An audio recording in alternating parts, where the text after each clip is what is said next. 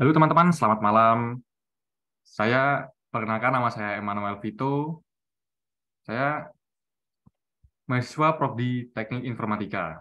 Nah, di sini kita akan berdiskusi bareng atau belajar bersama apa itu cyber kill change atau cara hacker melakukan serangan cyber.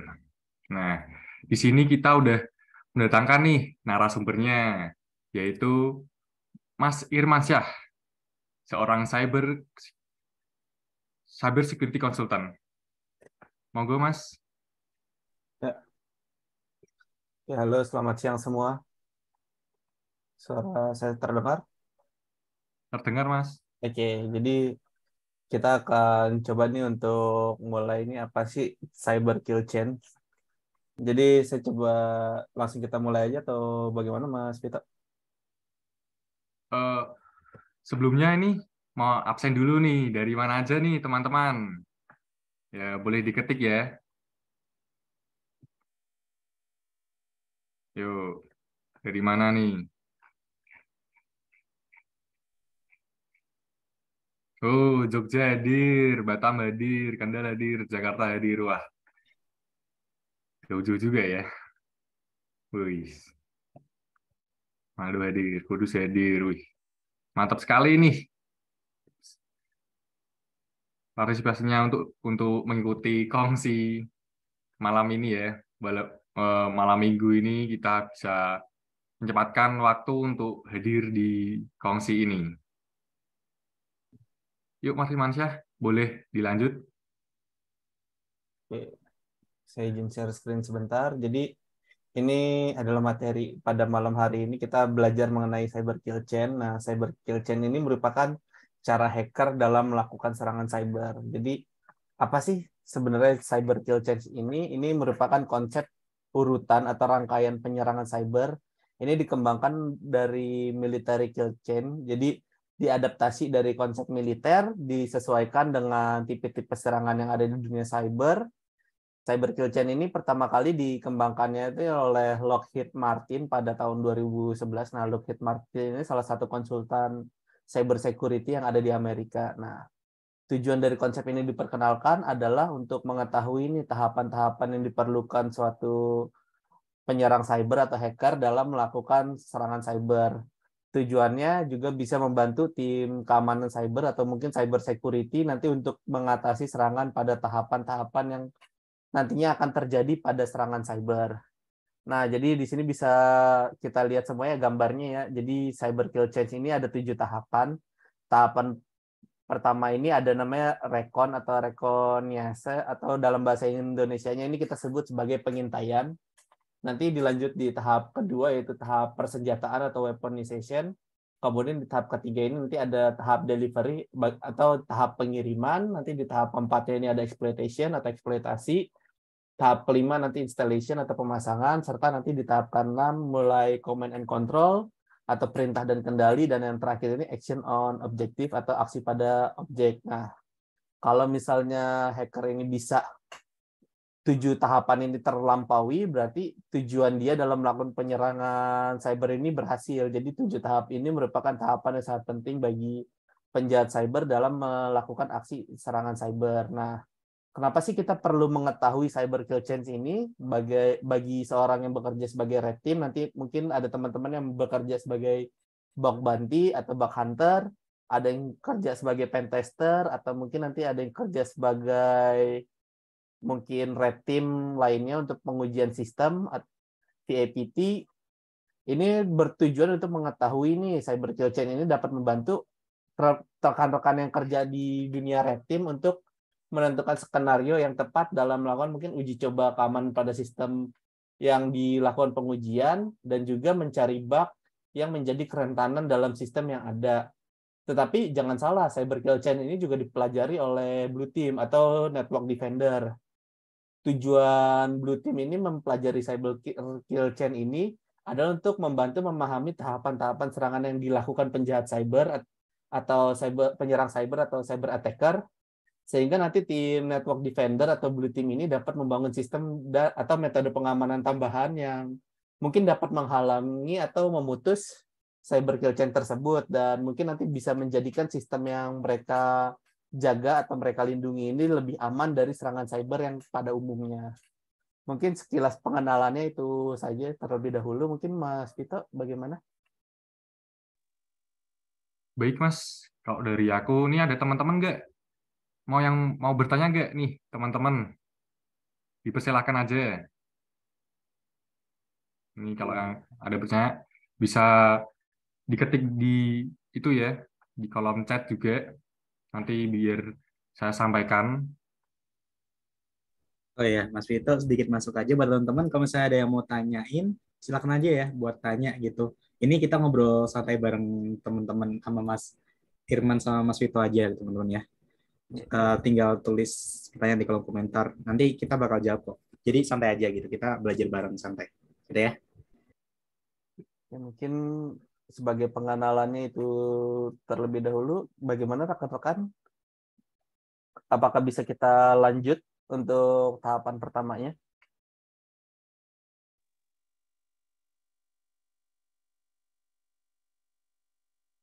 Lanjut, Mas, boleh. Lanjut, oke, siap. Di tahapan pertama ini adalah tahap pengintaian atau rekognise. Nah, ini biasa disebut sebagai recon, merupakan tahapan paling awal nih dalam cyber kill chain. Nah, pada tahap ini nanti si penyerang cyber ini mencari tahu nih target yang dapat menjadi serangan dalam melakukan serangan cyber, dan juga dia mengumpulkan informasi mengenai target tersebut. Nanti tahapan ini mungkin merupakan yang sangat penting karena jika penyerang cyber dapat mengumpulkan informasi yang cukup mengenai targetnya, nanti tahapan lainnya dalam cyber kill chain ini bisa terlaksana dengan baik.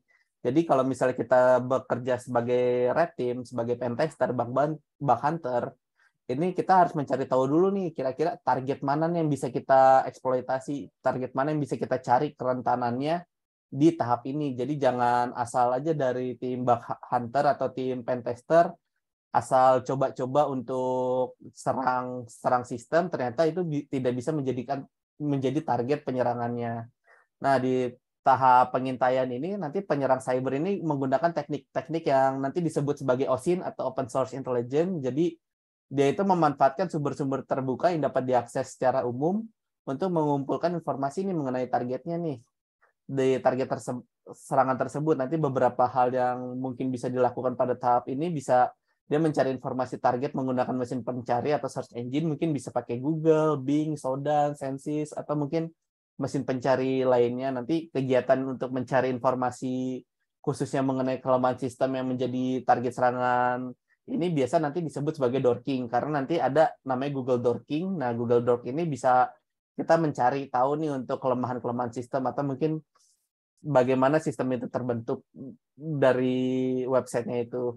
Nah, nanti setelah dia melakukan pencarian target menggunakan mesin pencari, dan mungkin udah dia memutuskan nih target yang dapat dijadikan serangannya ini, si penyerang cyber ini bisa mengakses sistem mungkin seperti pengunjung biasa.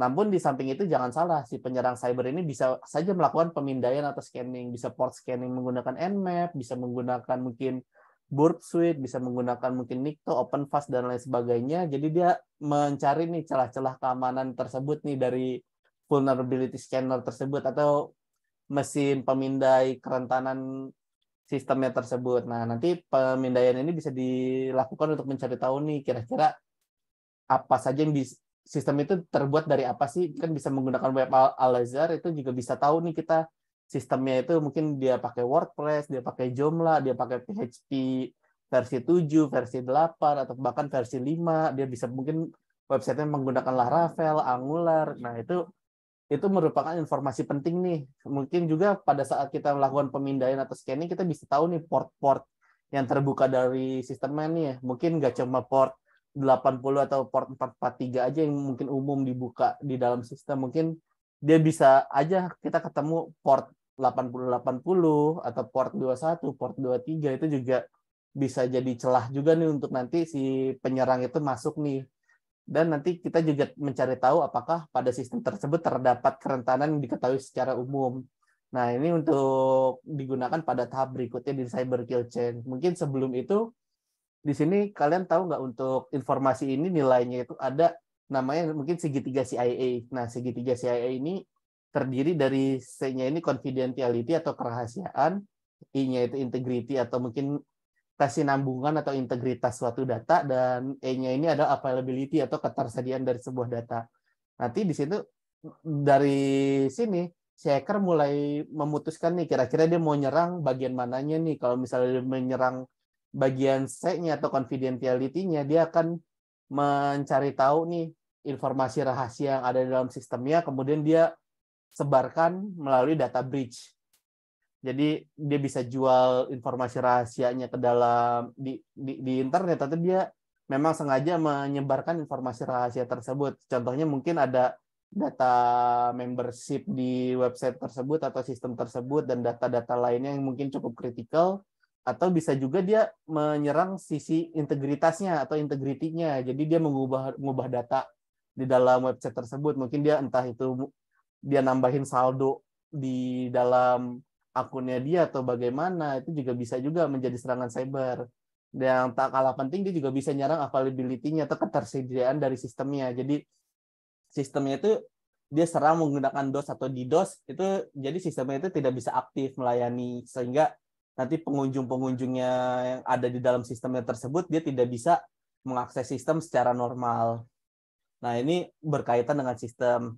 Nanti selain mengumpulkan informasi dan mencari tahu mengenai sistem yang menjadi target serangan, terkadang juga penyerang cyber ini mencari tahu nih mengenai orang atau kelompok orang yang mempunyai kemungkinan menjadi target serangan cybernya. Nanti si penyerang cyber juga bisa mengumpulkan informasi mengenai orang atau kelompok orang tersebut, mungkin menggunakan media sosial, entah itu mungkin menggunakan Facebook, Instagram, LinkedIn, TikTok, atau media sosial lainnya untuk mungkin mencari tahu nih pekerjaannya seperti apa, teknologi apa yang dia gunakan, minatnya, hobinya, dan informasi lainnya mungkin nanti berguna untuk serangan cyber selanjutnya. Karena seperti yang kalian tahu, untuk serangan cyber ini sumbernya itu ada 3 ya. Bisa kita sebutkan itu PPT atau people, proses, dan juga teknologi. Jadi yang menjadi kerentanan itu yang pertama adalah people atau orang-orang yang ada di dalam sistem tersebut. Bisa mungkin pegawai dari perusahaannya atau developernya atau mungkin CEO dari perusahaan tersebut. Itu juga bisa menjadi sumber kerentanan serangan cyber, atau mungkin pengguna dari sistem tersebut juga bisa menjadi kerentanannya. Yang kedua adalah prosesnya. Jadi kita bisa lihat nih proses aliran datanya, flow-nya, dan segala macam itu juga bisa kita jadikan itu sebagai target untuk serangan cyber kita. Yang terakhir, kita juga bisa menyerang menggunakan teknologinya. Kalau misalnya kita tahu sistemnya ini menggunakan teknologi yang lawas, itu kita bisa cari tahu nih untuk serangannya itu menggunakan CVE atau Common Vulnerability Enumeration atau CWE atau Common Weakness Enumeration. Nah, di situ ada database-nya. Kita bisa tahu misalnya, oh dia masih pakai Windows XP, kita bisa cari aja Windows XP, kerentanannya di situ seperti apa. Nanti kita bisa generate exploit-nya, seperti itu sih. Jadi untuk tahap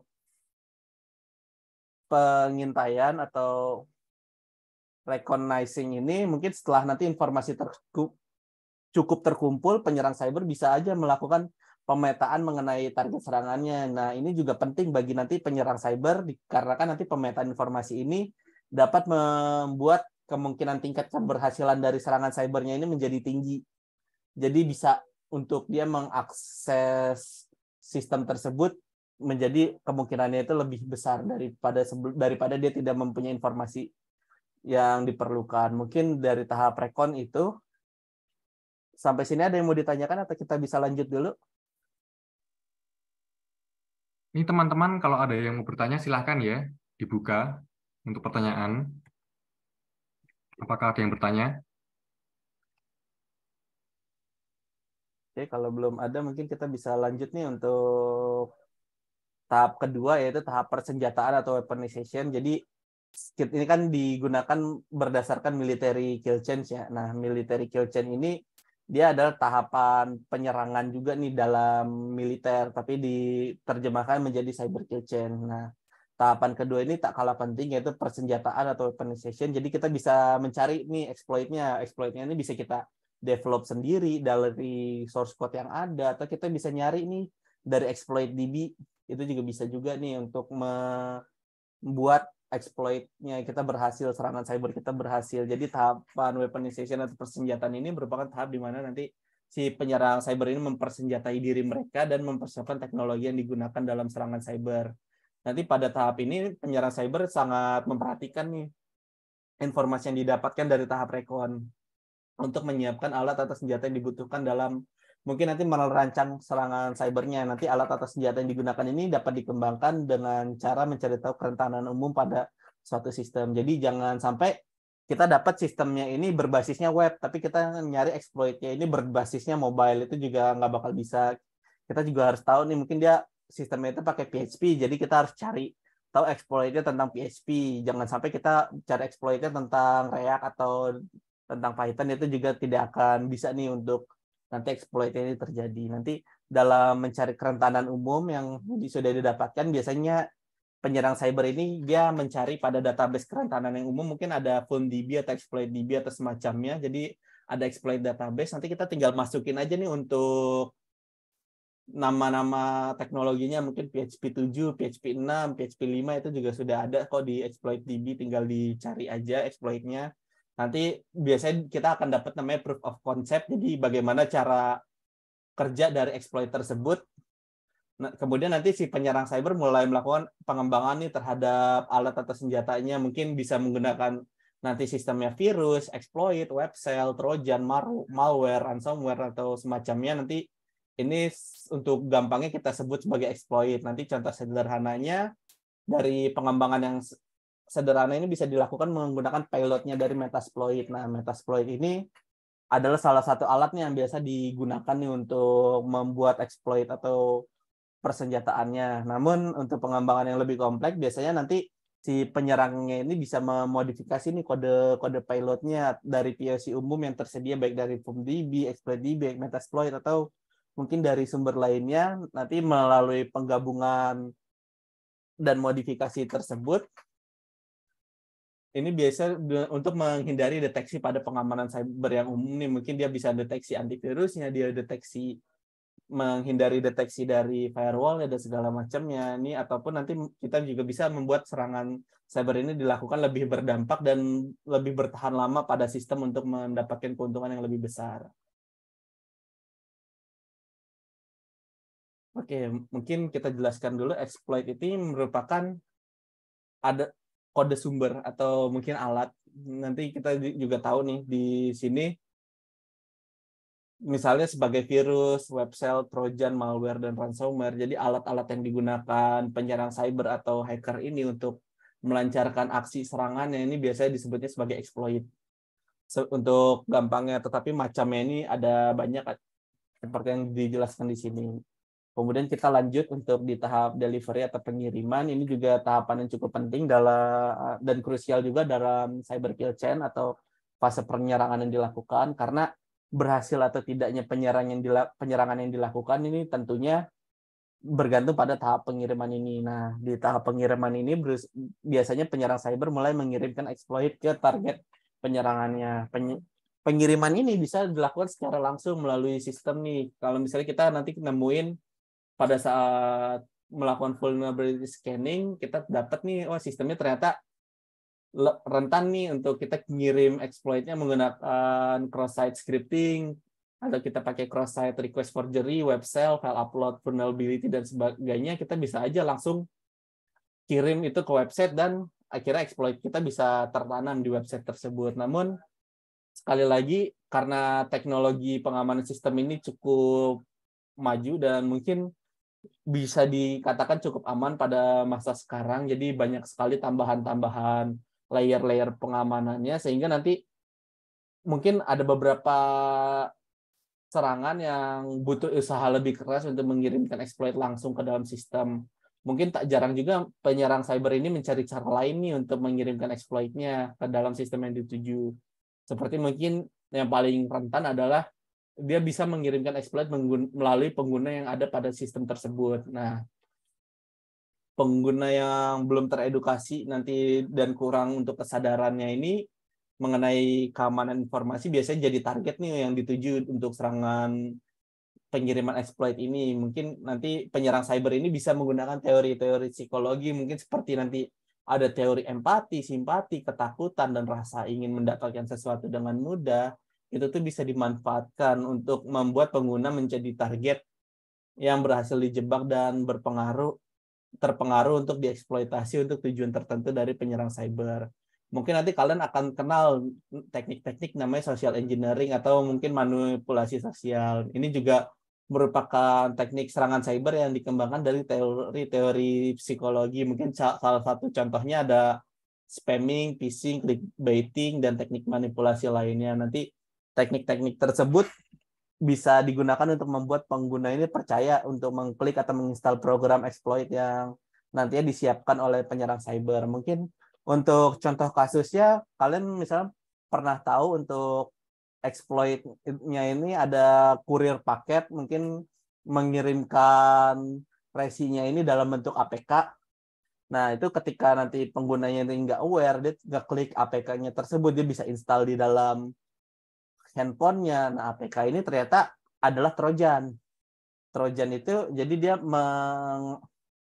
membuat exploit-nya ini bekerja nih. Jadi ternyata itu bukan resi, tetapi adalah program jahat atau program jahat yang mungkin bisa memanipulasi ini untuk kode-kode yang ada di dalam Android tersebut. Nah, bahayanya nanti mungkin dia bisa mencuri informasi penting, sebenarnya mungkin informasi e-wallet, bank digital, dan semacamnya di dalam handphone tersebut. Kemudian kita masuk ke tahapan eksploitasi. Nah, tahapan eksploitasi ini merupakan tahapan inti sih dari cyber kill chain tersebut, di mana ini merupakan kegiatan lanjutan dari tahap pengiriman. Ketika pengiriman ini berhasil, exploit atau kode programnya ini yang dibuat pada saat kita tahap persenjataan berhasil dieksekusi oleh sistem yang menjadi target, maka nanti tahap eksploitasi ini berhasil dilakukan. Nanti biasanya pada tahap eksploitasi ini dia membawa program yang dipasang nih atau diinstal pada sistem yang menjadi targetnya. Nanti proses pemasangan atau instalasi program yang dibawa oleh exploit tersebut dapat dilakukan secara langsung ataupun nanti dia menjadi trigger atau pemicu tertentu pada sistem untuk dapat terpasang. Serta nggak jarang juga nih untuk exploit yang ada pada sistem ini membutuhkan interaksi pengguna baik secara langsung ataupun tidak langsung, baik disadari maupun tidak disadari oleh pengguna. Mungkin di sini ada yang menggunakan Windows, biasanya kalau kita install software bajakan, jadi kan kita bisa tahu nih untuk softwarenya ini, oh butuh matiin antivirusnya tersebut dulu nih untuk softwarenya bisa berjalan. Nah, itu juga bisa dimanfaatkan juga nih oleh kelompok penyerang cyber nih ketika antivirusnya dimatikan atau firewall-nya dimatikan atau Windows Defender-nya dimatikan, dia bisa menyusup masuk ke dalam program tersebut. Seperti itu.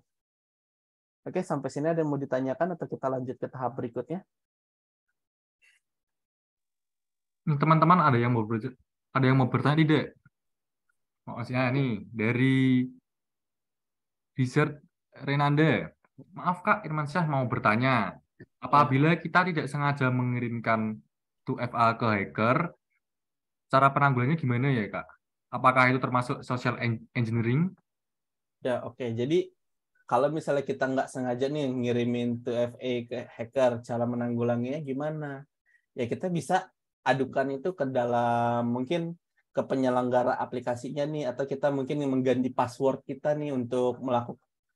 Kalau misalnya nggak sengaja 2FA-nya ini dikirim ke hacker, apakah itu termasuk social engineering? Itu bisa jadi, karena bagaimana caranya kamu bisa ngirimin 2FA-nya ke hacker nih. Kalau misalnya kamu nggak sengaja ngirim kodenya itu melalui email atau melalui chat, itu sudah termasuk social engineering. Jadi intinya kamu terpengaruh oleh hacker atau penyerangnya untuk mengirimkan 2FA tersebut.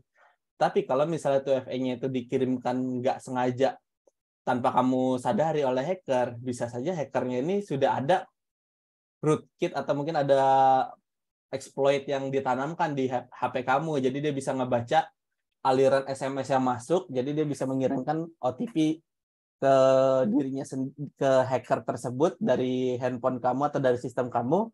Ini bisa aja terjadi seperti itu. Nih Mas, Oke. ada lagi nih Mas dari Santri Goib. Wah. Cara mengetahui softwarenya disusupi malware atau trojan gimana ya? Kalau program bajakan juga. Oke, mungkin cara paling mudahnya adalah kamu bisa melakukan scan antivirus terhadap software tersebut. bisa juga menggunakan mungkin namanya virus total. Jadi itu kamu bisa upload file softwarenya ke dalam virus total tersebut. Itu nanti dia bisa tahu nih di program kamu ini ada virus apa, atau ada program mencurigakan apa, atau ada trojan apa nih di dalam program kamu.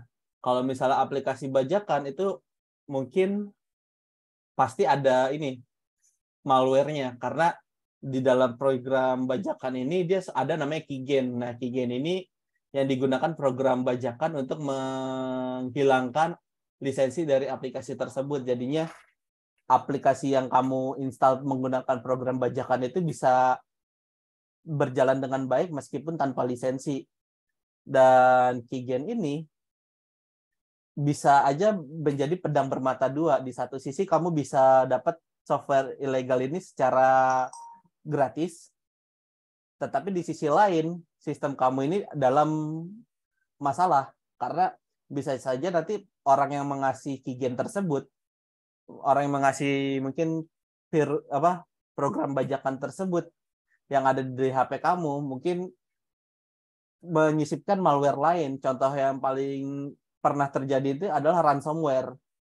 Jadi nggak jarang juga nih orang yang install program bajakan, ternyata setelah diinstal program bajakannya berhasil dipakai, tiba-tiba laptopnya atau komputernya ini kena ransomware. Nah, itu bisa terjadi gara-gara itu. Mungkin penjelasan saya itu dulu untuk santri goib. Nah, ini mungkin pertanyaan terakhir sebelum kita lanjut ke sesi berikutnya. Jadi, ini software antivirus yang bagus untuk Windows apa ya, Mas? Soalnya kata dosen saya ini nggak usah install antivirus selama Windows Defender-nya jalan. Ya, mungkin Windows Defender itu udah cukup baik sih untuk pengamanannya. Tetapi ya balik lagi, karena Windows Defender ini kan dia jalannya di ini kan di Windows secara default. Kalau misal lisensi Windows kamu ini bagus, otomatis nanti Windows Defender kamu ini juga bagus. Tapi kalau misalnya kamu lisensi Windows-nya ini bajakan, nah itu Windows Defender-nya kadang suka dipertanyakan nih untuk kinerjanya, seperti itu sih. Mungkin kamu bisa pakai mungkin ya antivirus yang kelasnya enterprise yang kamu bayar lisensinya per tahun. Mungkin ada contohnya ada Kaspersky, Malwarebait, dan segala macam. Itu bisa jadi referensi juga sih untuk kamu install antivirus. Intinya adalah kalau misalnya kamu gunakan program antivirus, license-nya ini harus yang original, karena banyak juga. Oke, antivirus untuk OS lain apa ya, Mas? Ya mungkin kalau di Android ini yang dasarnya ini ada Google Play Protect, ini bawaan dari Android-nya, atau mungkin sekarang antivirus untuk yang enterprise grade ini juga ada sih di dalam Android. Kalau untuk macOS itu macOS Security aja sudah cukup aman, tetapi ada juga nih untuk antivirus dari pihak enterprise yang lisensinya bayar yang ada di macOS nih. Contohnya kalau misalnya disebut ya ada juga mungkin ada Asset atau Kaspersky yang di macOS itu juga ada. Kalau di Linux ini antivirusnya kebetulan belum ada, karena yang saya tahu dia bisa aja menggunakan pihak ketiga sih, kayak contohnya Tuxcare ini juga bisa nih untuk mengamankan Linux tapi yang sifatnya enterprise, seperti itu sih. Oke, mungkin kita coba itu ada Claim AV, ini antivirus yang open source. Nah, kamu juga bisa ngedit juga nih programnya Claim AV ini nih untuk biar proteksinya lebih mantap. Bisa juga menggunakan virus total sih, karena kalau virus total kamu bisa upload programnya itu ke website, dan juga dia bisa tahu nih scanningnya untuk program tersebut ada malware atau tidak. Mungkin kita coba lanjut terlebih dahulu. Nah, di sini kita lanjut di tahap installation atau pemasangan. Di tahapan installation atau pemasangan ini biasanya berbarengan nih dengan tahap eksploitasi nih. Jadi ketika program itu ditanamkan di dalam sistem, dia bisa melakukan pemasangan atau instalasi juga nih kepada sistem pengguna. Maka tahap instalasi ini bisa saja berhasil dilakukan. Nanti proses instalasi ini sangat penting untuk tahapan selanjutnya, karena pada saat proses instalasi program ada beberapa komponen penting yang dibutuhkan oleh tahap command and control. Nanti komponen tersebut dapat disesuaikan dengan tujuan penyerang cyber. Seperti misalnya dia menggunakan rootkit. Nah, rootkit ini digunakan untuk melakukan trigger event nih, atau program exploit yang aktif pada mungkin saat sistem dinyalakan atau pada saat ada pemicu event tertentu sehingga nanti penyerang bisa menjaga serangannya bertahan lebih lama nih pada suatu sistem. Jadi dia tidak bisa biasanya kalau misalnya rootkit udah terpasang, ini susah nih untuk antivirus melakukan penghapusan terhadap rootkit tersebut. Ada juga namanya keylogger. Nah, keylogger ini adalah program yang dapat mencatat semua input yang dituliskan pada sistem. Kemudian dia bisa mengirimkan kepada penyerang untuk mendapatkan data yang diinputkan. Mungkin seperti misalnya ada ID pengguna, kata sandi, ataupun informasi finansial bisa diakses juga nih pada sistem. Nah, ini yang cukup berbahaya adalah keylogger nih, karena dia sulit sekali untuk dideteksi juga nih. Karena biasanya pengguna juga kurang sadar nih kalau misalnya tiba-tiba ada keylogger di dalam sistemnya. Yang terakhir mungkin ada shell. Shell ini merupakan nanti tempat untuk memasukkan perintah langsung ke dalam sistem yang dapat diakses langsung oleh penyerang nih. Kalau misalnya kalian lihat di Windows kan ada terminal, di Linux namanya juga kayaknya masih terminal juga. Ini adalah nanti tempat di mana penyerang ini memasukkan kode serangannya ke dalam sistem. Jadi perintah-perintah yang ada di dalam sistem ini bisa dimasukkan juga nih melalui shell tersebut. Kalau Windows kalau nggak salah namanya PowerShell. Jadi untuk melakukan perintah dan kendali pada sistem tersebut. Oke, kita lanjut dulu untuk tahapan yang ke-6 ini ada command and control atau tahapan perintah dan kendali. Nah, di tahap command and control ini atau perintah dan kendali ini merupakan tahap di mana penyerang cyber ini sudah mendapatkan akses kendali ini terhadap shell yang ada pada sistem nih. Jadi pada bagian ini si penyerang cyber ini bisa melakukan perintah dan mengendalikan sistem untuk tujuan dan kepentingan tertentu dari jarak jauh. Nanti perintah yang dilakukan oleh penyerang cyber ini bergantung nanti aksi yang akan ingin dia lakukan pada objek. Kemudian di yang terakhir ini ada action on objective atau aksi pada objek. Nah, ini merupakan tahapan terakhir kalau misalnya hacker atau penyerang cyber ini bisa menjalankan tahapan action on objective ini, maka penyerang cyber ini sudah berhasil melakukan cyber kill chain. Jadi serangannya ini sudah berhasil dilaksanakan. Jadi dia pada tahap ini mungkin penyerang dapat melakukan aksi pada objek sesuai keinginannya. Seperti misalnya dia bisa mencuri informasi yang ada pada sistem. Contohnya dia mencuri database pengguna atau database nasabah yang ada dalam sistem, dia bisa sebarkan itu atau dia bisa jual data tersebut. Akhirnya sistem tersebut terkena data breach. Ini juga sudah pernah kejadian dan cukup masif juga di tahun lalu di Indonesia, ini cukup booming kasusnya.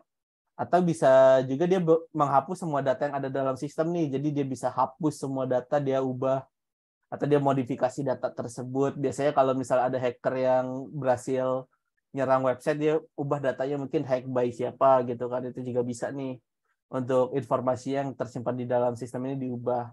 Atau mungkin hal-hal lainnya yang dapat dilakukan penyerang cyber demi mungkin keuntungan yang menjadi tujuan penyerangan ini. Jadi keuntungan yang menjadi tujuan ini bisa berupa material atau finansial dengan cara mungkin dia menjual informasi rahasia ataupun dia memanfaatkan data perbankan digital yang ada pada sistem untuk mengirimkan uang kepadanya sampai rekening perbankan digital yang ada di dalam korban ini habis. Mungkin bisa juga keuntungan lain yang bersifat menjadi keuntungan politis. Nah, kenapa kita sebut sebagai keuntungan politis? Karena si hackernya ini bisa mendapat kepuasan tertentu atau pengakuan dari kelompok tertentu nih ketika mungkin berhasil menjatuhkan atau menyerang sistem yang menjadi mungkin lawan bisnisnya, lawan politiknya, atau mungkin lawan perangnya itu sendiri.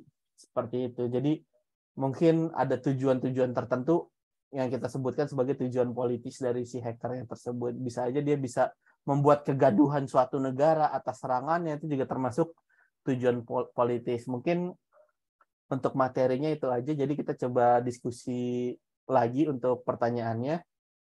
Gimana Mas Vito? Ini ada pertanyaan dari Alex. Izin Kak, kemarin teman saya masukkan flash disk di laptopnya, terus tiba-tiba laptopnya terasa sendiri Kak. Nah, pas kembali udah di lobby, semua filenya hilang Kak. Itu gimana sih Kak cara menanggulanginya lagi? Oke, biasanya itu terjadi ketika si flash disk-nya ini menjadi terkena virus atau mungkin nanti ada suatu serangan yang kode-kode tertentu yang ketika dia dicolokin dia langsung mematikan sistemnya. Itu juga termasuk serangan yang cukup bahaya. Oleh karena itu mungkin kita coba sih untuk menanggulanginya, mencegahnya ini kita coba untuk seminimal mungkin menggunakan flash disk. Atau kita menggunakan flash disk atau flash drive ini yang kita tahu asal-usulnya, jadi nggak asal tancap dari warnet, kita masukin ke komputer rumah kita masukin komputer kantor atau lab komputer segala macam, itu sebenarnya tidak boleh sih. Sama kita menggunakan antivirus yang update nih untuk flash disk-nya nih. Biasanya kalau antivirus yang ada license-nya, antivirus yang sudah bagus atau yang kelasnya enterprise itu ada untuk USB protection-nya. Jadi ketika dia nyolok flash disk, dia bisa tahu nih flash disk ini ada virusnya dan dia bisa mungkin mengantisipasi serangan virus tersebut. Nah, intinya seperti itu. Tapi kalau untuk cara menanggulanginya, kalau misalnya filenya sudah hilang, itu akan sulit sih untuk kita balikin lagi untuk file yang ada tersebut. Sama seperti kalau misalnya kita kena serangan ransomware nih. Kalau misalnya serangan ransomware ini kan kita file dalam laptop kita itu udah terenkripsi semua ya oleh pihak yang menyerang menggunakan ransomware, jadi nggak bisa kebaca semua. Salah satu cara yang paling mudah adalah kita coba restart dari last backup-nya. Jadi kita bikin backup rutin, jadi setiap ada kendala kita bisa backup ke beberapa hari ke belakang. Tapi saya rasa untuk pengguna awam sih jarang menggunakan checkpoint backup karena memori yang akan digunakan untuk backup-nya ini juga cukup besar juga sih, karena dia backup-nya satu sistem seperti itu. Atau mungkin ya kita bisa relakan filenya dan kita install ulang komputer tersebut bersih tanpa ada virusnya, itu juga bisa.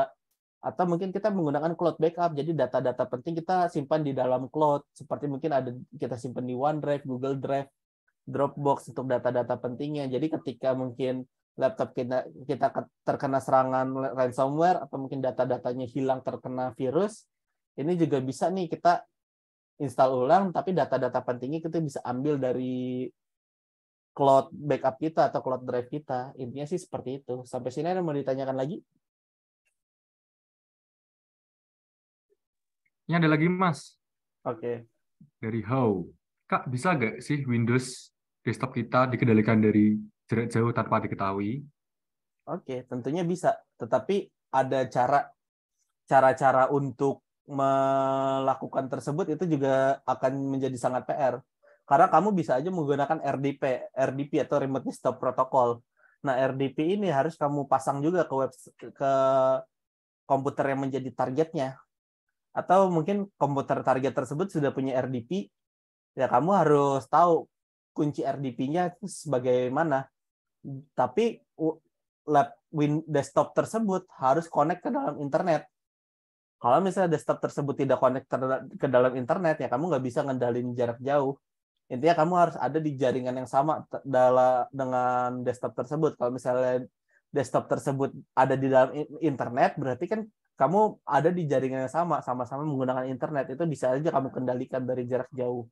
Tapi kalau misalnya desktop tersebut hanya terhubung di dalam intranet atau di dalam jaringan yang berbeda, ya kamu nggak bisa untuk mengendalikan itu dari jarak jauh. Kecuali kamu bisa mengakali mungkin proxy-nya, DNS-nya dan segala macamnya, VPN-nya kamu jebol, itu baru kamu bisa lakukan seperti itu. Sampai sini ada yang mau ditanyakan lagi? Yuk teman-teman, ada yang mau ditanyakan nggak?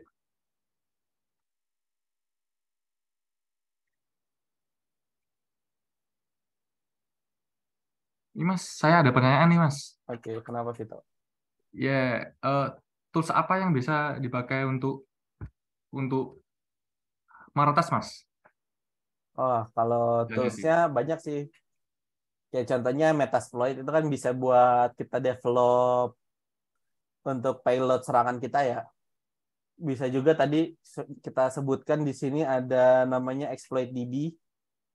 Nah, ExploitDB atau FullDB ini isinya tuh banyak sekali kode-kode sumber nih. Jadi bisa kamu olah untuk kamu jadikan itu serangan.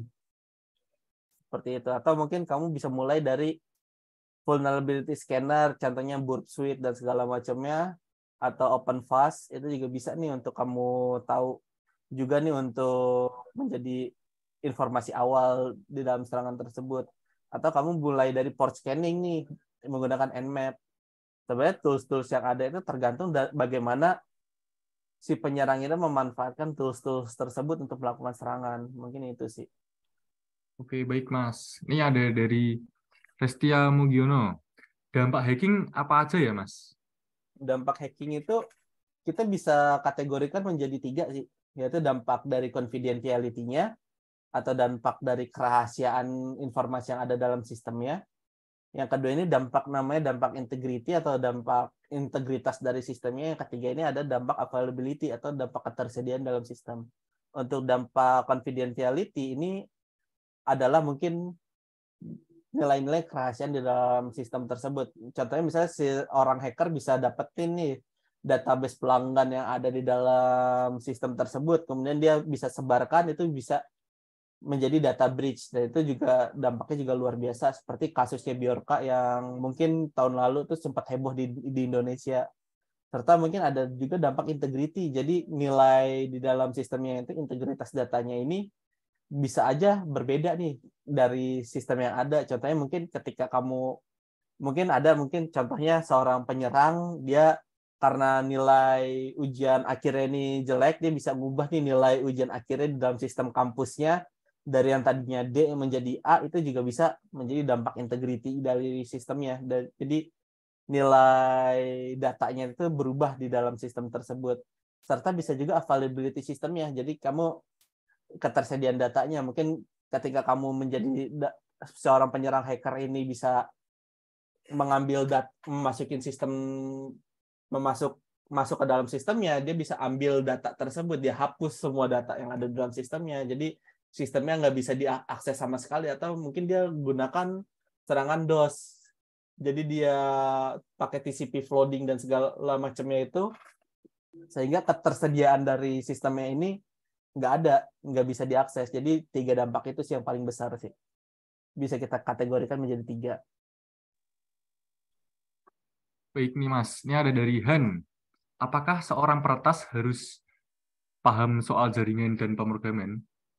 Sebenarnya ketika kamu paham soal jaringan dan pemrograman, itu menjadi nilai plus sebagai peretas, karena nanti ada teori-teori mengenai jaringan yang bisa kamu manfaatkan dalam melakukan serangan. Serta kamu paham bahasa pemrograman itu sangat membantu kamu pada saat kamu melakukan persenjataan. Jadi kamu melakukan weaponization di dalam cyber kill chain ini, itu membutuhkan kamu memahami untuk bahasa pemrograman tersebut.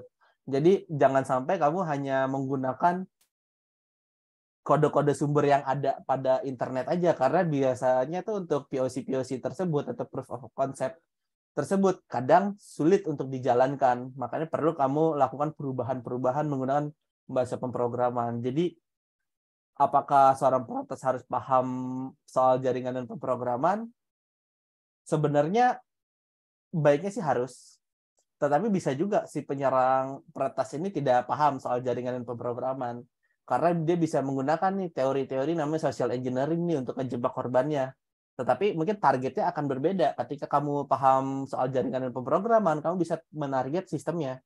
Tetapi kalau misalnya kamu kurang paham mengenai soal jaringan dan pemrograman, kamu bisa target di usernya. Jadi kamu mungkin menggunakan phishing campaign dan segala macam, itu juga bisa kamu jadi peretas.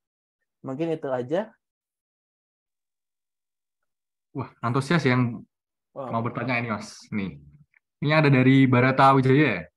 Izin bertanya, apakah ada website yang dapat mengambil kendali penuh PC target? Oke, kalau misalnya mengambil kendali penuh, biasanya itu udah menggunakan RDP sih, bukan hanya sebagai web shell.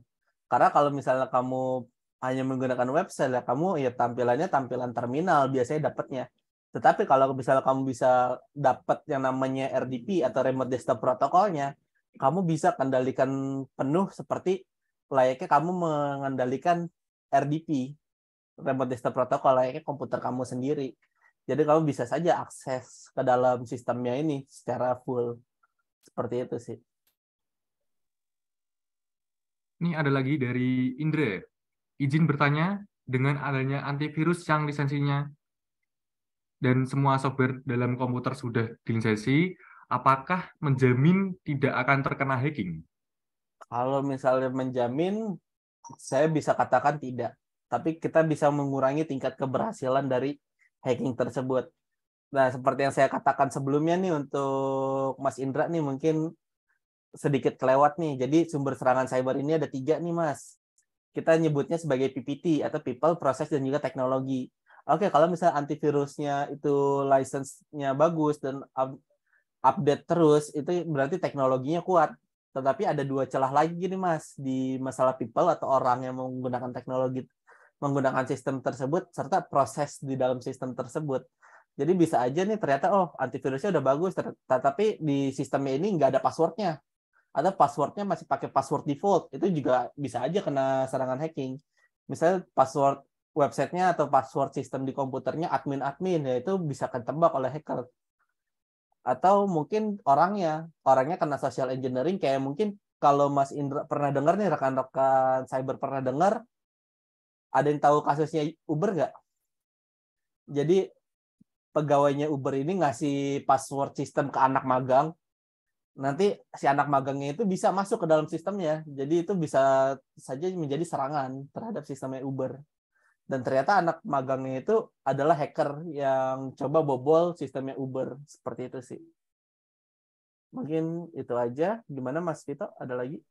Oh, ada lagi Mas dari Aziz. Kak, apa ada cara atau tools untuk scan flash disk dan software agar tahu kalau nggak ada virus di Windows? Soalnya kalau install software harus pakai administrator yang kalau kena virus bisa ngelok ke semua file system. Oke, kalau misalnya scanning flash disk itu biasanya itu bawaan dari antivirus ya. Jadi antivirus yang license ini biasanya ada bawaan untuk endpoint protection-nya. Jadi ketika ada flash disk nyolok, dia bisa langsung nih untuk install antivirus, untuk nge-scan dari flash disk-nya. Mungkin untuk administrator ya itu harus kita jaga juga nih. Biasanya kalau pengguna Windows nih suka lupa nih administratornya ini tidak dilakukan password nih. Jadinya si virusnya itu bisa aja nyerang ketika kita pakai hak akses administrator tersebut. Makanya kita perlu nih untuk real time protection dari antivirus nih yang mungkin yang kelasnya udah enterprise itu juga cukup bagus sih. Mungkin itu aja dari Mas Ajis. Gimana Mas Pita? Ada lagi Mas dari Restia Mugiono. Menurut Mas Irmansyah, kalau organisasi udah ISO 27001, apakah itu menjamin kalau udah kebal dari terkena hacking nggak ya?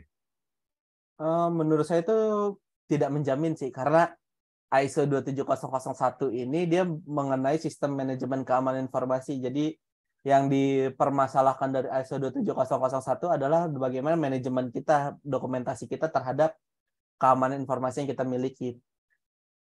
Kalau misalnya terkena hacking, itu bisa saja terjadi. Tetapi ketika organisasi ini sudah menerapkan ISO 27001, mereka biasanya tahu nih untuk cara menanggulangi dari serangan tersebut nih. Jadi ada beberapa klausul yang menyatakan juga di dalam ISO 27001, mereka harus bisa melakukan IRT atau Incident Response Team yang tepat. Serta bagaimana cara backup-nya, bagaimana collocation-nya, bagaimana restore point dan segala macam itu diatur juga dalam standar ISO. Jadi kalau misalnya ditanya apakah menjamin kalau udah kebal dari serangan hacking, saya bisa jawab itu tidak. Tetapi ketika organisasi itu menerapkan ISO 27001, kita bisa tahu bahwa organisasi itu siap ketika dan mereka tahu ketika ada serangan bagaimana cara menanggulanginya. Seperti itu sih. Mas Resti, silakan Mas Vito, ada lagi? Ada lagi Mas dari Alex. Izin Kak, kalau ada orang terkena phishing link, itu dapat mengambil alih laptop yang udah connect emailnya nggak Kak? Oke, kalau misalnya dia bisa ambil alih laptop ya itu berarti di dalam phishing emailnya itu dia install sesuatu nih. Yang paling sering kan dia ada installnya itu berupa adware ya. Jadi ketika kamu buka browser, kamu kena mungkin ada beberapa iklan yang sangat mengganggu, nggak bisa dihapus segala macam, itu salah satunya. Tetapi bisa aja di phishing link-nya ini dia ngedownload sesuatu program. Kalau dia udah ngedownload suatu program, itu bisa aja dia ambil alih laptop secara penuh kalau misalnya laptopnya ini sudah connect ke dalam internet. Maka dari itu ya kita coba berhati-hati nih terhadap phishing link yang ada seperti itu. Makanya saran saya sih kamu coba belajar masalah virus total sih. Jadi bagaimana cara kamu ngedeteksi serangan-serangan ya dari virus total tersebut. Ini Mas, saya langsung aja 2 pertanyaan ya Mas. Oke, siap. Dari How. Yang pertama, Kak, rekomendasi dong website tempat buat belajar hacker untuk pemula sampai lanjutan. Yang kedua, kalau boleh tahu skill wajib yang harus dimiliki oleh seorang peretas itu apa ya, Mas? Oke, kalau misalnya tempat kamu belajar itu banyak ya. Sekarang di YouTube juga udah ada. Atau kalau misalnya kamu mau lebih advance lagi, kamu bisa coba lab-lab untuk pentest atau lab-lab untuk jadi hacker. Kayak contohnya TryHackMe, HTB, dan Funbox itu juga bagus juga sih untuk kamu belajar. Kalau misalnya mau lebih terarah lagi, kamu bisa aja ini untuk gabung atau mungkin kamu belajar untuk kurs-kurs yang diakui oleh internasional sih. Kayak contohnya CEH, Pentest Plus, OSCP, dan lain sebagainya itu bisa kamu pelajari materi-materinya. Untuk skill wajibnya biasanya untuk seorang hacker, seorang peretas ini harus tahu masalah networking dan pemrograman. Itu salah satu skill wajibnya sih. Tapi nggak harus, tapi ada juga peretas yang tidak menguasai 2 hal tersebut, tetapi dia bisa menggunakan cara-cara lain selain 2 hal tersebut. Intinya sih seperti itu. Tapi skill wajib ya pasti networking dan pemrograman itu wajib diketahui sih. Untuk mempermudah kamu nanti belajar menjadi seorang hacker atau peretas. Intinya seperti itu. Gimana Mas Vito? Ternyata masih banyak ya Mas yang bertanya nih. Wah. Nih, dari dia Pinkansari. Izin bertanya, Kak, kira-kira ada rekomendasi tools yang dapat digunakan untuk scanning target tanpa kedetek firewall? Untuk rekomendasi ini biasanya kamu bisa mengakali dari tools-nya. Kayak contohnya Nmap. Nmap itu dia bisa mengakali dari segi kecepatannya. Atau mungkin ada tools vulnerability scanner lainnya, kamu juga bisa mengakalinya dari kecepatannya. Jadi kalau misalnya kamu nge-scan-nya terlalu cepat, request-nya terlalu cepat, itu bisa aja kedetek firewall. Nah, di firewall itu nanti ada namanya IDS, kan IPS, IDS. Nah, IDS, IPS ini bisa aja ngedetek kamu dan kamu bisa gagal untuk melakukan scanning-nya tersebut. Makanya biasanya sih kamu lakukan ini secara lambat aja sih untuk serangannya. Jadi kamu batasin berapa request per menit. Jadi si firewall ini nggak menganggap kamu itu sebagai serangan. Jadi hanya biasa aja seperti itu. Intinya sih seperti itu sih. Ada lagi Mas Vito? Ada Mas. Nih, dari Han, apakah menggunakan WiFi publik bisa terkena retas akun sosmed kita, bank, dan lain-lain? Ya, itu sangat memungkinkan sih. Karena untuk WiFi publik ini pengamanannya ini nggak terlalu ketat. Jadi biasanya untuk WiFi publik ini dia hanya pakai WPA atau WPS versi 2, WPA v2 biasanya. Dan ini juga cukup rentan juga sih untuk dilakukan juga. Bahkan kalau misal WiFi publik ini kita bisa lakukan cloning WiFi tersebut. Jadi si hacker ini bisa seolah-olah menjadi WiFi publik tersebut. Jadi ketika kamu akses jaringannya si hacker, itu hacker bisa tahu apa aja yang kamu lakukan menggunakan WiFi tersebut, termasuk ketika kamu akses sosial media, akses bank dan segala macam. Hacker bisa tahu mungkin token dari sosial media kamu apa, username apa, passwordnya apa. Itu kan ada requestnya semua, itu bisa juga menjadi target serangan. Makanya ketika kamu berada di ruang publik, diusahakan kamu bawa modem sendiri atau tethering sendiri sih untuk meminimalisir hal tersebut. Atau mungkin kamu bisa pakai jaringan GSM atau 4G, 5G yang kamu miliki di HP untuk mencegah dari serangan tersebut. Intinya sih seperti itu. Gimana Mas Vito? Mungkin ini terakhir ya? Ya, terakhir nih Mas, ada 2. Jadi 1 aja gimana ya Mas? Ya, jadi 1 aja. Ya. Nih, dari Ultramax U. Apakah peluang kerja sebagai pentester atau job lain yang masih di bidang cybersecurity memiliki peluang bagus untuk beberapa tahun ke depan? Yang kedua, sertifikasi untuk pemula yang baru terjun di cybersecurity untuk bisa dipakai kerja apa aja ya, Mas? Oke, mungkin kalau peluang kerja sebagai pentester atau bidang cybersecurity lainnya ini saya masih bisa mengatakan ini masih terbuka luas nih untuk di tahun depan nih. Karena dari banyaknya serangan-serangan yang ada untuk khusus serangan cyber, kita bisa tahu nih bahwa perusahaan udah mulai aware terhadap ternyata kita butuh juga investasi di bidang cyber security nih. Makanya untuk pentester ini juga cukup menarik juga sih, atau mungkin ada kerjaan bidang security lainnya ini juga cukup menarik nih untuk kita coba nih di peruntungan karir kita. Kemudian untuk sertifikasinya kamu bisa coba namanya CEH, yaitu Certified Ethical Hacker, ini dari Easy Council. Ini juga bagus sih untuk, biasanya ini syarat yang dibutuhkan nih untuk kamu jadi terjun di bidang cyber security. Atau mungkin kamu bisa nyoba namanya CompTIA Security Plus. Ini juga cukup sertifikasi dasar dari CompTIA. Jadi kamu bisa, ini juga bisa dipakai juga nih untuk kerja di bidang cyber security. Yang lainnya mungkin ada namanya EJPT atau Learn Junior Penetration Testing. Ini juga bisa juga nih kamu jadikan sumber nih untuk bikin sertifikasi tersebut. Atau kalau misalnya kamu basicnya dari jaringan, kamu bisa coba sertifikasi Cisco, CCNA, atau CCNA yang DevOps, CyberOps, Cisco CyberOps, itu juga cukup bagus juga sih untuk kamu mulai kerja di bidang cyber security. Mungkin itu aja ya Mas Pito ya. Itu aja dulu aja, Mas. Oke. Baik.